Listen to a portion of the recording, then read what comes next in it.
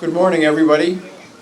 My name is Chris McEwen, and it's my honor and pleasure to host on behalf of the Westwood Select Board Westwood's Memorial Day observance. There are some seats here for our older folks. If they would like to use them, please do.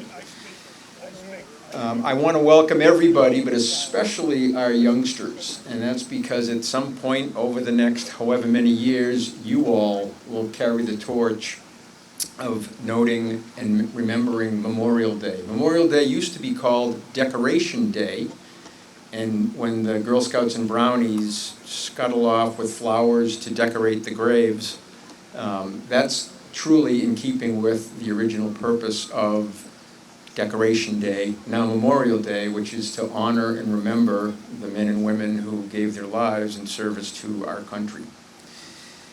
I'd now like to welcome the Reverend Michael Bousquet of St. John's Episcopal Church to lead us in an opening prayer.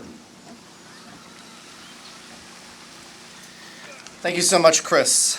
It's an honor and privilege for me to be here with all of you here this morning. Though I've not served in the armed forces, my family is deeply connected to service. My grandfather was a U.S. Marine Corps major and flew Corsairs in Korea. I had a great uncle who was a captain in the U.S. Army and who flew Hueys in Vietnam. And I also have a great uncle who is a four-star head of the Air Force and served on the Joint Chiefs under President George H.W. Bush. So in my heart, I have deep gratitude for those who have served and for those who have made the ultimate sacrifice in the course of that service. So with gratitude in our hearts, I will invite us into a similar place of prayer. Holy One, eternal and ever-living source of all goodness and all righteousness, we gather today to pray for your abundant grace and for the gift of hope. In a world increasingly beset by war and hatred, where innocent blood is being shed this very day, uphold all those who work for justice, who fight to protect the helpless, who serve as peacemakers. And we remember before you today those who have died in service of this nation, our brothers and sisters, our sons and daughters, our fathers and mothers, who in the United States Armed Forces fought for justice, for freedom, and for peace, and who in the supreme act of sacrifice died in the service of those values in order to protect this country and this people. We who have benefited from their courage, who live in the legacy of their death, are grateful, O God, to them and to you. Grant to them eternal honor and glory, and may the spirit of life that you so graciously bestow upon all who come to you be a reminder to us who have gathered here this day. O God, you call each of us to serve in the furtherance of what is good and true and just. May we, citizens of these United States, live lives worthy of your call. All this we offer to you. In your holy name we pray. Amen.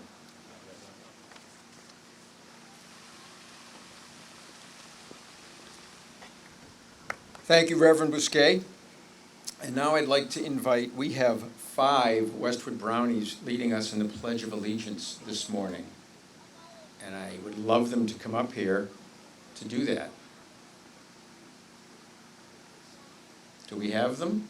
Let's see, I have Maya Alshami, Mara Lynch, Emma Bulger, Harper Stephen, and Willa Collins. Perhaps they're not here. Oh, there they are. Can I also have a bit of choreography, whoever might be in charge of the girls decorating the graves? Did you get the flowers? Okay, do you know when to? It's okay. No, I just want to have one of the moms or dads come on up here for a second. Don't be shy. We're all friendly. I usually do this before we start, but I forgot to, sorry. And just when to do it. It's okay.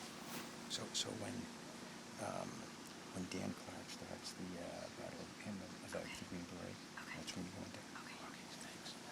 They already knew. They're way smarter than me.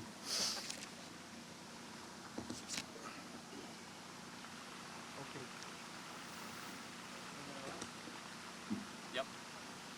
1, 2, 3, 4. Who are we missing?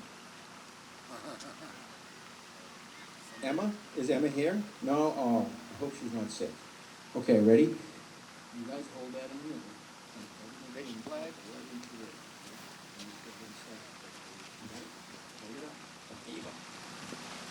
Pledge allegiance to the flag of the United States of America and to the republic for which it stands, one nation, under God, indivisible, with liberty and justice for all.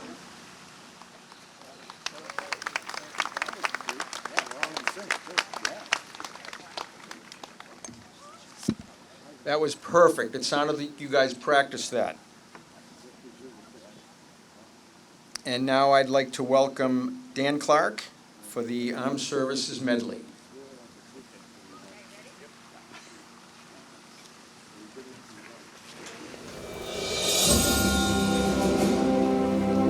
Ladies and gentlemen, as a United States Marine, obviously I take the greatest pride in my service, but the greatest respect for all who have served. Now you know my hymn, from the halls of Montezuma to the shores of Tripoli.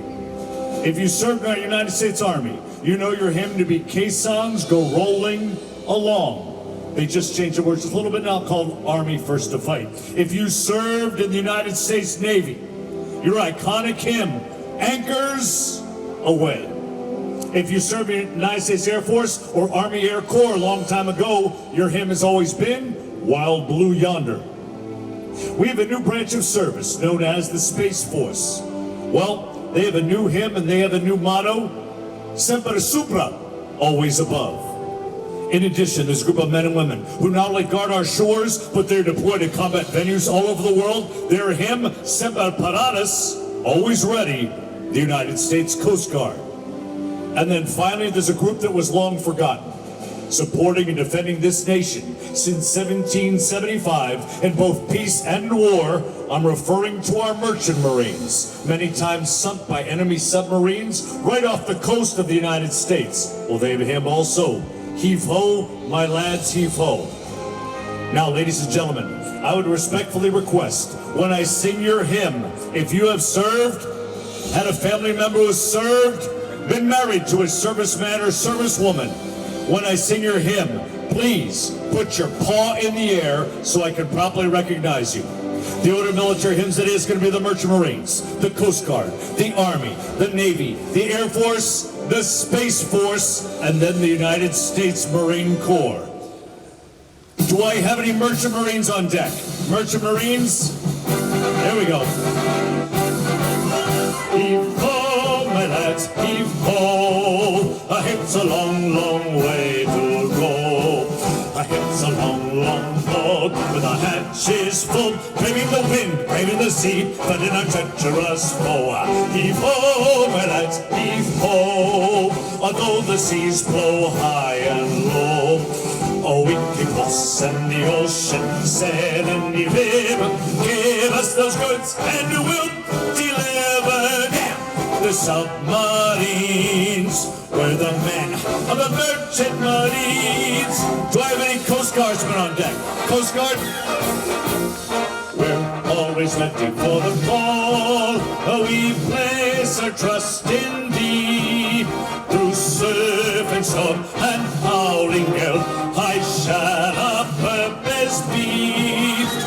Semper Paratus is our guide, our fame and glory to fight, to save and fight, to die. Our Coast Guard, we are for you.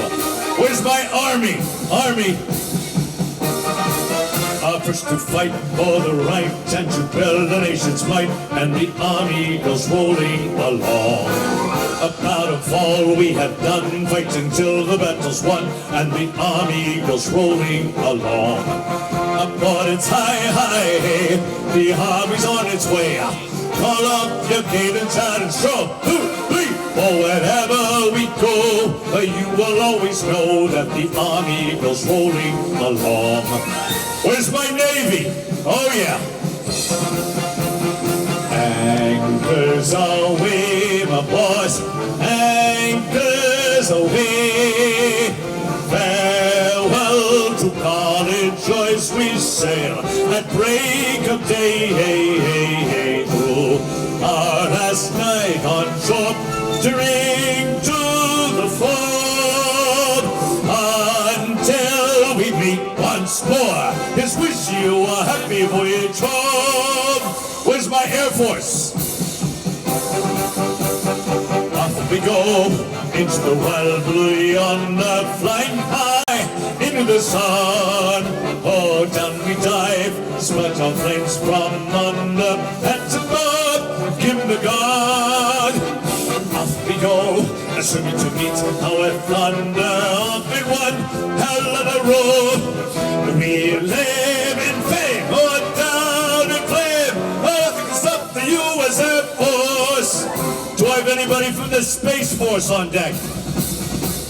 With the mighty watchful eye, guardians beyond the glow, the invisible front line, war fighters brave and true, boldly reaching into space. There's no limit to our sky, ungoverned night and day. We're the Space Force from on high, United States Marine Corps. From the halls of Montezuma up to the shores of Tripoli, oh, we will fight our country's battle in the air, on land and the sea. Others to fight for right and freedom and to keep our honor clean. Oh, we are proud to claim the title of United States Marines.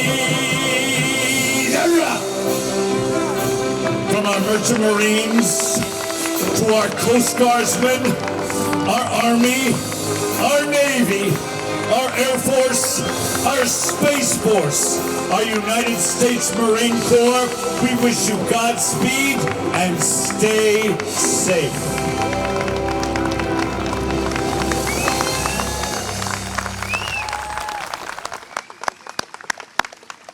Thank you, Dan. And I want to take a moment to point out that Dan and Mary Clark's son, Danny, I don't know, is Dan a junior? Yes, sir. Danny Jr.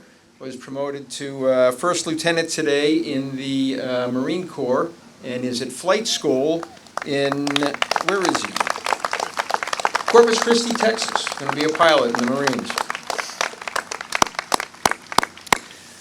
So we're going to have a quick volley here, and I warn everybody because it's loud, and you were walking in the parade and probably heard it, but the Colonel Henry Knox regiment of the Sons of the American Revolution are going to give 3 volleys, and I would ask you to take note, they're firing black powder, which is a longer time to do 3 volleys, whereas later you'll hear the American Legion using shells, and they'll do a volley as well.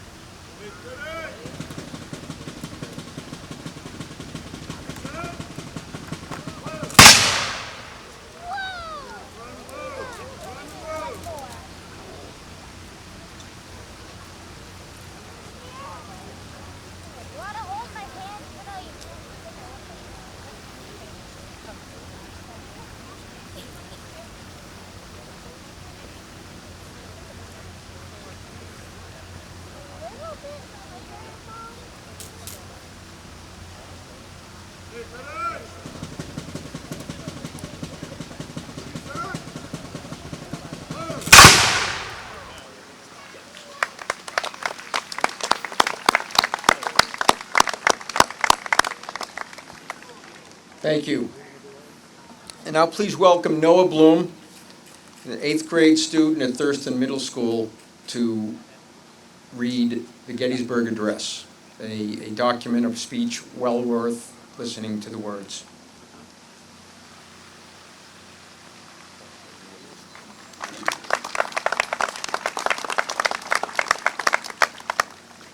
Fourscore and 7 years ago, our fathers brought forth on this continent a new nation, conceived in liberty and dedicated to the proposition that all men are created equal. Now we are engaged in a great civil war, testing whether that nation or any nation so conceived and dedicated can long endure. We are met on a great battlefield of that war. We have come to dedicate a portion of that field as a resting place for those who gave their lives that that nation might live.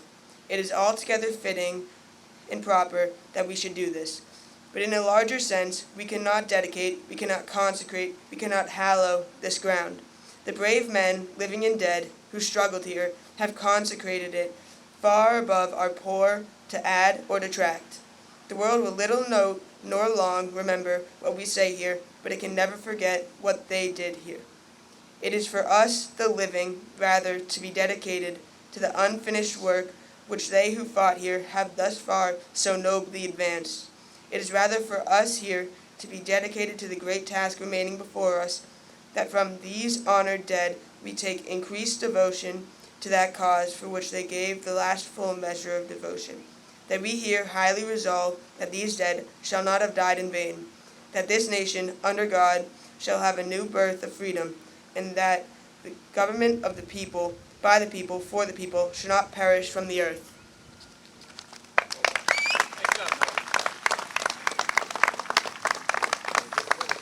Abraham Lincoln was so spot on in that speech, except for the comment that the words would not be long remembered. They are and they should be. And with that, I'd love to introduce the chair of Westwood Select Board, Joe Prevotera.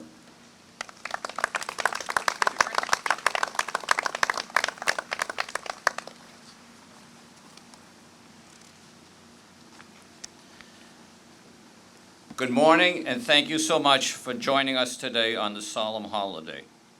Honored guests, Senator Michael Rush, Representative Paul McMurtry, our Grand Marshal Brigadier General Rudy Pexons, my fellow residents. My name is Joe Prevotera, and I am the chair of the Westwood Select Board. And on behalf of my fellow Select Board members, Marianne LeBlanc Cummings and Rob Gotti, it is an honor to welcome you to today's memorial ceremonies. Today's parade and ceremony would not have happened without the hard work and commitment of individuals whom I must recognize. Tish Healy, Janice Donovan, Dottie Powers, Andrea Varkas, Ellen Hurley, Noah, great job on that, and Hank, great job on the trumpet. Dick Pastor, commander of our post, American Legion Post 320, and his members of the fire and police department. Special thanks to the DPW folks for the great job keeping this cemetery looking tip-top. The Brownie Scouts, the Girl Scouts, and the Cadet Scouts, along with the Boy Scouts and Cub Scouts, for a job well done. I also want to thank the high school students who, under the direction of our Veterans Officer, Michelle Miller, helped decorate our graves. Lastly, I want to thank Chris McEwen, who year in and year out does an outstanding job of hosting this. Today we honor those servicemen who made the ultimate sacrifice, giving their lives while serving in our armed forces. On this sacred day, I want to call your attention to 16 squares or memorials that we have in town dedicated to the Westwood residents who died serving their country. I believe we must never forget their legacy, and to that end, I will read their names now because I believe, as Chris said, we must never forget. Edwin Booth, United States Army; Andrew O'Toole, United States Army; Michael J. Devlin, United States Marine Corps; Raymond McMillan, United States Army Air Corps; Dougie Doig, United States Marine Corps; Robert Raymond III, United States Marine Corps; Ernest Greppin III, United States Navy. George Lee Jr., United States Marine Corps. Irving Peavy, United States Army. Roy A. Hill, United States Army. Carl Sorensen Jr., George B. Saunders, United States Navy. Eugene Fisher, United States Navy. Robert Bishop, Robert Gustafson, United States Army, and Reed H. Haslam. Please, when you pass by these memorials, take a moment to reflect on what these brave young men have done for our country and the sacrifice that they and their families have done for us.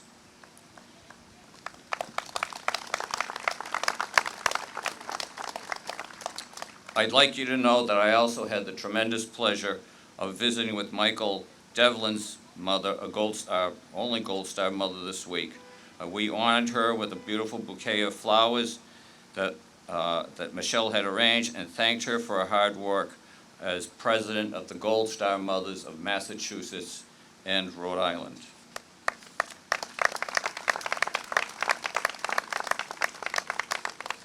Next, I'd like to give you some background on our Grand Marshal, Brigadier General Rudy Pexins, United States Air Force. General Pexins entered the Air Force in 1966. He's an experienced commander and combat pilot. He is the only Air Force officer to have flown flights, bomber, reconnaissance aircraft, and combat aircrafts. He is a command pilot with 3,900 flying hours, 600 of those hours in combat. He is the recipient of the Defense Superior Medal, Legion of Merit, Distinguished Flying Cross with Oak Leaf Cluster, Bronze Star, Air Medal with 9 Oak Leaf Clusters. He's held command positions throughout his career in the United States and abroad. He served as a B-52 co-pilot and conducted bombing missions over Southeast Asia in 1968. He also flew combat missions in 1970 over Southeast Asia in the RF-4C Phantom. He also served as vice commander and then commander of the 74th 40th Combat Wing, flew combat missions over Iraq during the Gulf War in the F-4G Phantom Weasel. In closing, I would like to take a moment to highlight 2 of General Pexins' combat assignments, which we already discussed. First, in 1970, he flew reconnaissance Phantom deep into enemy territory in Southeast Asia to gather much-needed intelligence. What's important to remember is he did this at great peril because as a reconnaissance pilot, he flew solo. He was the only aircraft, and his Phantom was unarmed. He was defenseless. And let me repeat, deep into enemy territory. The second combat mission I want to highlight, and when I read this in your bio, General, I stopped immediately. General Pexins flew combat missions flying the F-4G Phantom Weasel over Iraq during the Gulf War. For those of you that don't know, the wild weasels fly directly into the teeth of the enemy's air defense system. When the enemy paints his Phantom with their radar, General Pexins' backseater or weapons officer would identify the location of the radar, and they would launch missiles immediately, destroying that air defense system. Unfortunately, shortly after firing their missiles, it has been written that the sky would suddenly be filled with Roman candles the size of telephone poles, we know them as SAMs, launched by the enemy to destroy the American fighters. General Pexins displayed extraordinary courage and bravery, and those missions undoubtedly saved many lives of other American pilots and other airmen. Ladies and gentlemen, it is a pleasure to introduce Brigadier General Rudy Pexins.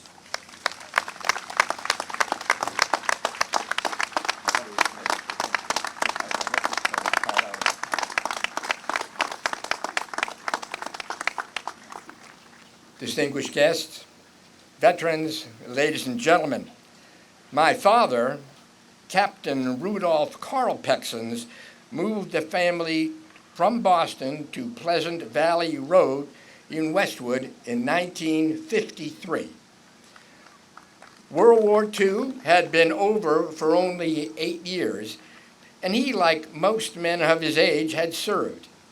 He had graduated from the Maritime Academy of Latvia, Merchant Marine, in 1938. In 1940, he escaped with his shipmates in front of the advancing Soviets.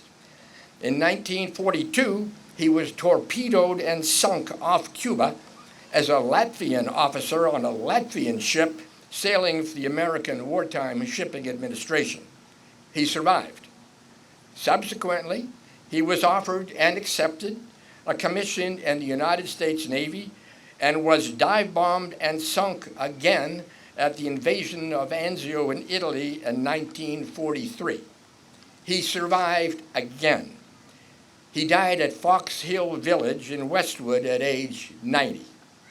I tell you this story for a couple of reasons. Memorial Day, by definition, is dedicated to the memory of those who died while serving America. So it would have been more appropriate to honor my father on Veterans Day. Yet Memorial Day is also about memories of those veterans who are no longer with us, and it gave me a chance to explain why Westwood is my hometown. But let's also remember those who served and died after a war, but because of a war. For example, in 1962, the military draft was in full effect, and all the boys of my Westwood High School graduating class had to register for the draft. Either because of the draft or by volunteering, many young Westwood men served in Vietnam. One of my classmates, Peter Bigbedier of Islington, died in 2007 as a result of exposure to Agent Orange, which was a direct result of having served in the war zone. My younger brother, Richard, was a year behind me at Westwood High, and his class too paid a price. My brother himself served 18 months on the ground in Vietnam as a Marine officer and faced enemy fire nearly every day. But he too had to pay the price. He died 2 years ago from the effects of Agent Orange. Finally, my brother's 1963 classmate and friend, Dougie Doyd, was killed in action in Vietnam, and he is especially remembered today. On 28 December 1968, the Marine combat base at Dong Ha was the target of intense early morning mortar attack. At approximately 0100 hours, the base, 1 mile west of Dong Ha Airfield in Quang Tri Province, Republic of Vietnam, received 100 to 150 rounds of suspected 82 millimeter mortar shells, utilizing proximity fuses. The barrage was walked through the motor pool area to the Marines' own mortar positions, killing 6 and wounding 10. The lost Marines included Westwood's Corporal Douglas W. Doyd. One other vivid memory for me is that of Air Force Captain Charlie Bergevin, who went missing in action during the Vietnam War. Charlie was a good friend and fraternity brother of mine for 4 years of college. Captain Bergevin was a member of the 14th Tactical Reconnaissance Squadron, Udon Air Base, Thailand. On August 23, 1968, he was the navigator of a McDonnell Douglas Phantom II reconnaissance fighter on a dangerous high-speed, low-altitude night mission about 50 miles northwest of Dong Hoi, Quang Binh, North Vietnam, when contact was lost. The United States government is still trying to find evidence of Charlie's disappearance more than 50 years ago. Charlie is specifically to be remembered on this Memorial Day because while presumed killed in action, he remains classified as missing in action. The search continues more than a half a century later. Over 1,355,000 Americans have died while serving America. We should wish each other Happy Veterans Day, Happy Armed Forces Day, Happy Thanksgiving. But over 1.3 million wartime deaths mean that we don't say Happy Memorial Day. Instead, today is a day to remember, while being both solemn and grateful to all those who gave their last full measure of devotion so that we, here in this beautiful country, in this perfect town, can enjoy the peace and freedom their sacrifice has provided. I salute all the heroes who have given their lives for this country. God bless America.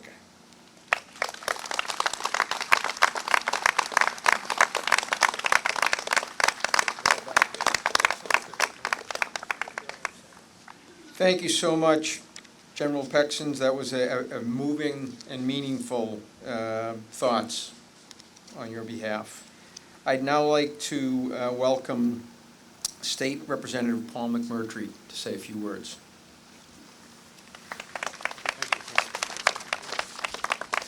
Good morning.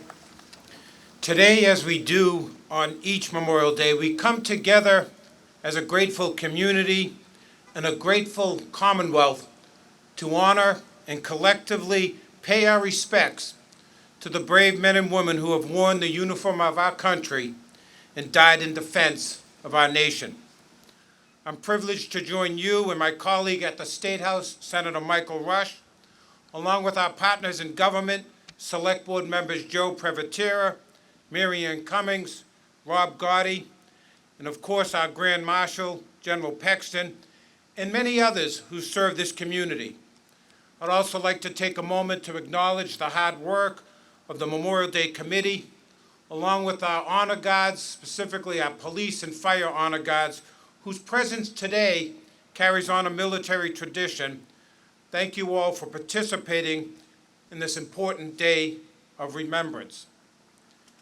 Unlike Veterans Day, when we thank members of the military for their service, today we publicly and respectfully pay tribute to the service and sacrifice of fallen soldiers, sailors, airmen, and Marines, and are also mindful of the inconceivable loss of their families and loved ones. And as we take a moment to reflect on that sacrifice and the true meaning of Memorial Day, we fulfill our community obligation that the lives of fallen service members are never taken for granted, nor never have been lost in vain here in the town of Westwood. The noble act of individuals, brave men and women who voluntarily enlist and upheld the oath of service, obliges each of us to solemnly pause, remember, and reflect as a small gesture of gratitude and appreciation for a debt we can never truly repay. Thank you for making time on this unofficial first day of summer to be here for this meaningful ceremony as we honor all those lost in service to our great nation. Each of them and their ultimate sacrifice has made us a better country, and by each of you being here today, makes us a better community. May all of us fallen service members rest in eternal peace. May God bless the town of Westwood, and God bless the Commonwealth of Massachusetts.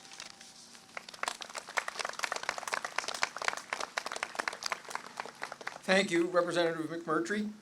I'd also now like to invite United States Navy Commander and State Senator Michael Rush to say a few words.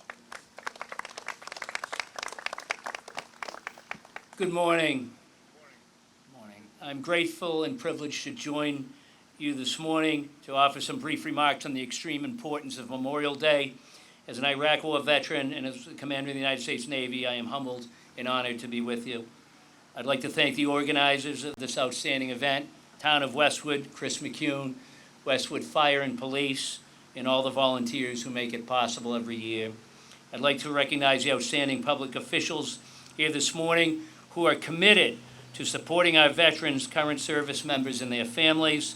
I want to thank my partner in government, Representative McMurtry, Select Board members Gotti, Prevotera, and LeBlanc Cummings, as well as Clerk Powers, for the work they do each and every day, making this the spectacular town that it is.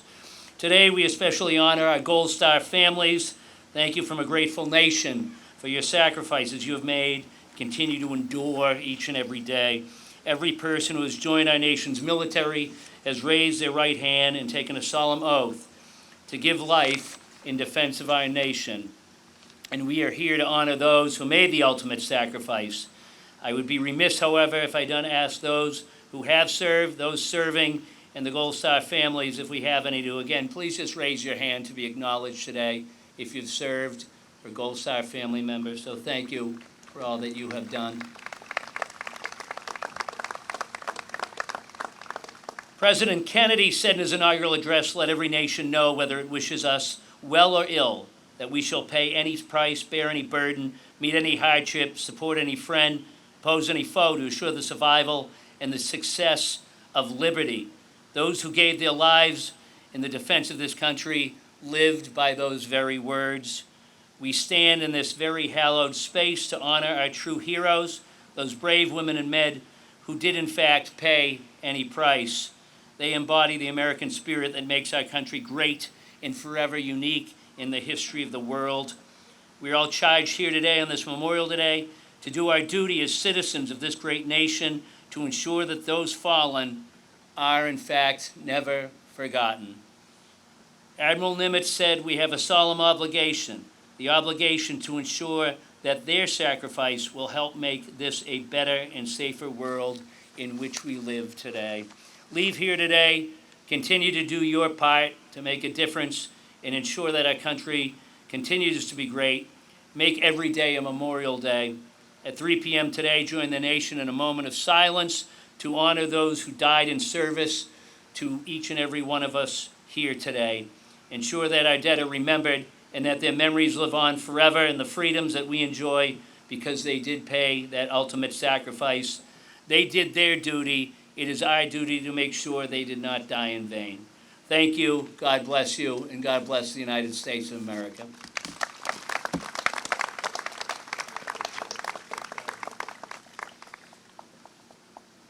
Thank you, Senator Rush.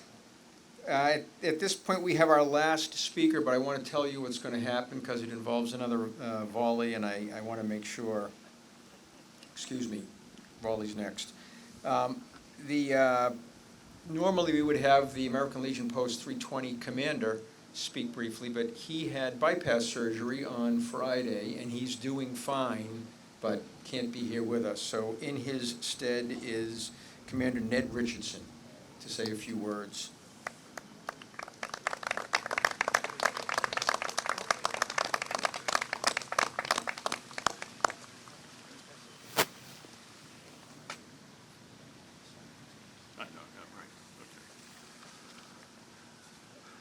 My name's Ned Richardson. I'm the adjutant of the American Legion Post, and I'm standing in for Dick Pastor, who just recently joined what we call the Zipper Club. And in lieu of a speech, I'd like to quote from somebody else. This was written in 1944, I believe.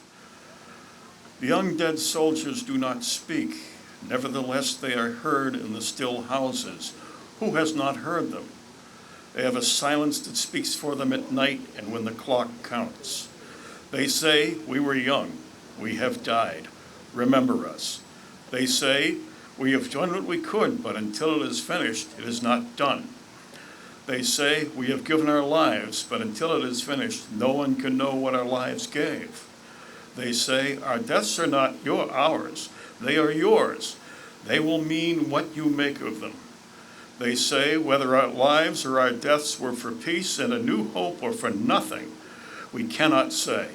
It is for you who must say this.' They say, 'We leave to you our deaths. Give them their meaning. Give them an end to the war and a true peace. Give them a victory that ends the war and a peace thereafterwards. Give them their meaning. We were young,' they say. 'We have died. Remember us.'" And the note on this is, this text will be used by the Treasury Department. It will be published anonymously. I should appreciate it if it was treated as a private document until that time. Archibald McLeish. At this time, I would request that we have a moment of silence in memory of those who have fallen in defense of the country.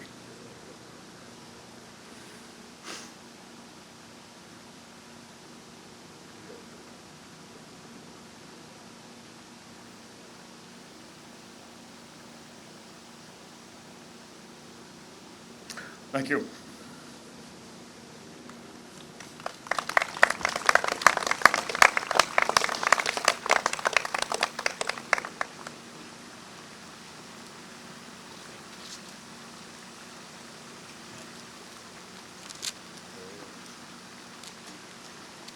This is for Staff Sergeant Matthew Pacino, call sign Blackbeard, KIA 2009, Green Beret.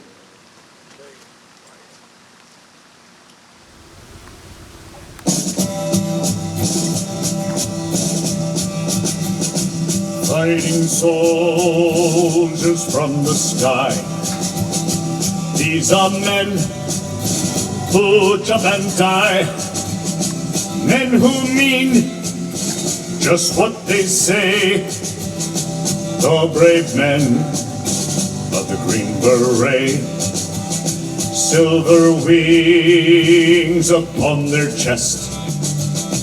These are men, America's best. 100 men will test today, but only 3 win the Green Beret.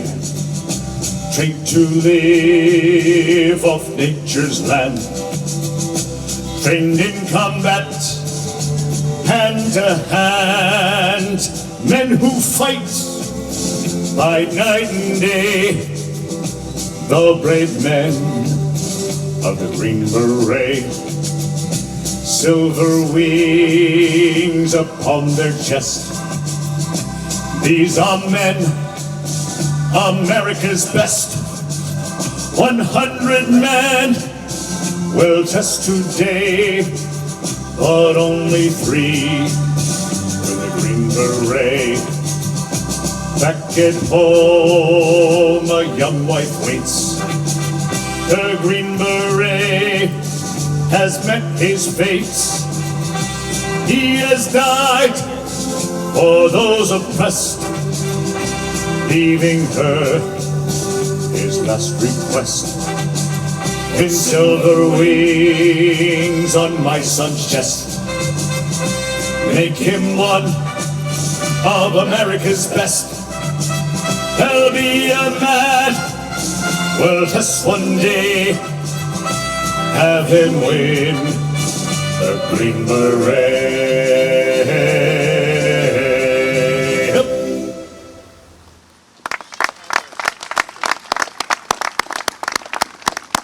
Thank you, Dan. And now we'll have Dan again lead us with the national anthem, and the American Legion will raise and lower the flag appropriately.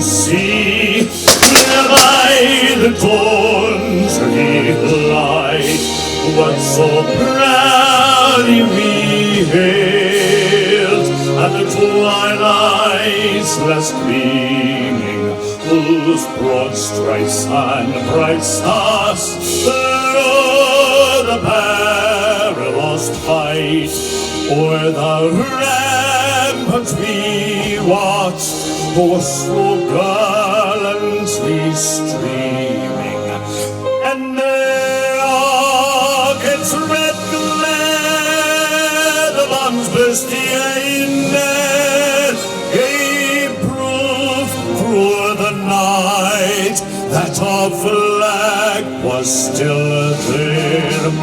Oh, say does that star-spangled banner yet wave o'er the land of the free and the home of the brave.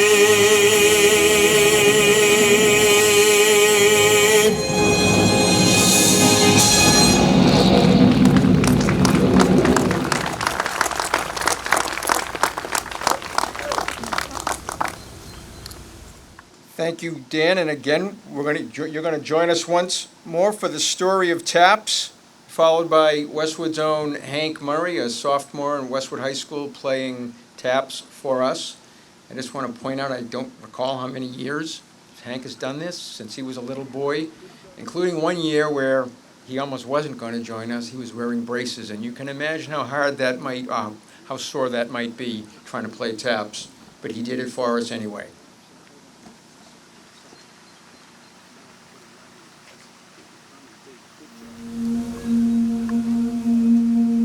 A captain from the Union Army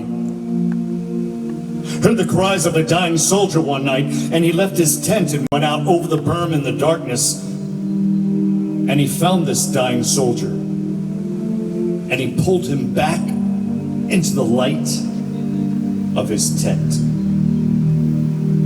To his horror, this dying soldier was his son, a Confederate soldier. His son dies in his arms. The captain asks his commanding officer, "Sir, may I have a military burial for my son?" "Denied, Captain. Your son is the enemy." "Sir, may I have a military band to play for my son?" "Denied, Captain. Your son is the enemy." "You may have one instrument." The captain chooses the bugle. For before going off to war, his son was a music student. And as the captain reached into the uniform trousers of his son, he takes out a piece of paper with these simple musical notes written upon it. These notes have become the song we now memorialize those great men and women who have given the last full measure of devotion to this great nation. Render honors to taps.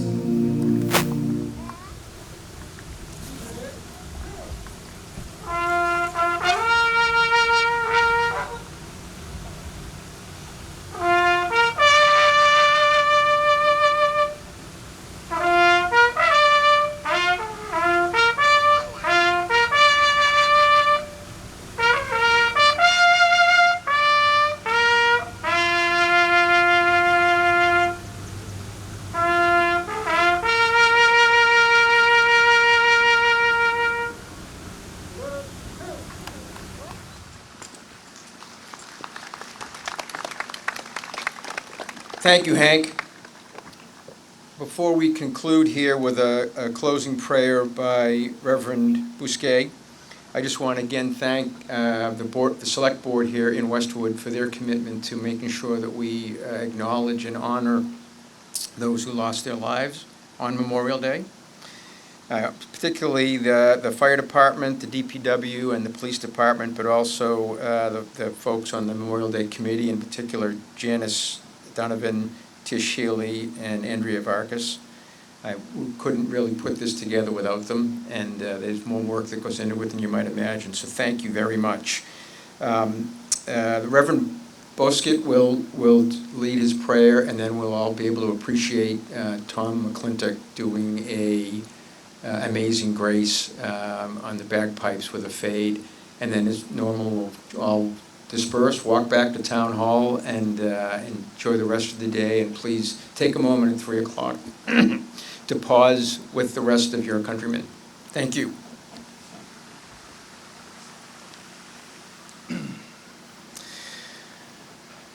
Holy and eternal God, so move our hearts, so stir our spirits, that we depart this place to serve each other, and in so doing, to serve you. We ask for your special protection upon our servicemen and women. Watch over all who are in mortal danger this day. Bless us, guard us, keep us, and instill in our hearts true love of you. And may your sons and daughters who have entered into glory shine with eternal light. My friends, with gratitude in our hearts, with courage in our hearts, go in peace to love and serve our God. Thanks be to God. Amen.